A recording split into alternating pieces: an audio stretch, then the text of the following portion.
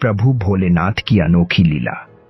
एक बार भगवान शंकर पृथ्वीवासियों पर क्रोधित हो गए और माता पार्वती को साक्षी मानकर संकल्प किया कि जब तक पृथ्वीवासी नहीं सुधरेंगे तब तक वे शंख नहीं बजाएंगे।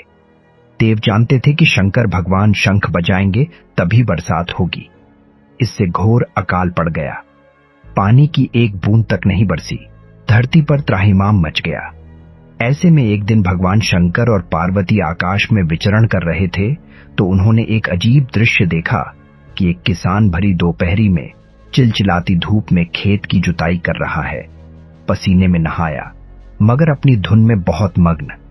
जमीन पत्थर की तरह सख्त हो गई थी, फिर भी वह जी जोड़ मेहनत कर रहा था।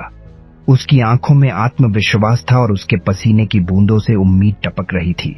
भोलेनाथ और पार्वती बदले हुए वेश में आकाश से नीचे उतरे और उससे कहा, अरे भाई, तू क्यों बेकार कष्ट उठा रहा है? सूखी बंजर धरती में केवल पसीने बहाने से ही खेती नहीं होती।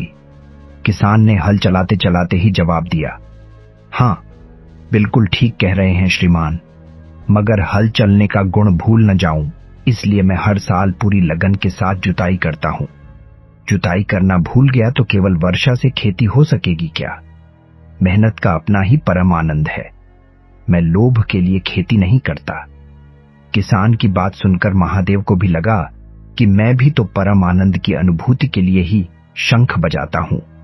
मुझे भी शंख बजाए 1 बरस बीत गए, कहीं शंख बजाना भूल तो नहीं गया। उन्होंने तुरंत अपनी झोली से शंख निकाला और जोर से फूंका। चारों ओर बादल की घटाएं घुमड़ पड़ी, बिजली चमकने लगी और जोरदार बारिश होने लगी। इस वर्षा के स्वागत में किसान के पसीने की बूंदें पहले ही खेत में गिरकर चमक रही थीं।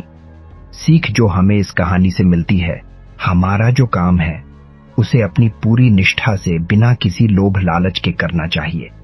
इसी में परम सुख है। एक लाइक देवों के देव महादेव के लिए जरूर करें।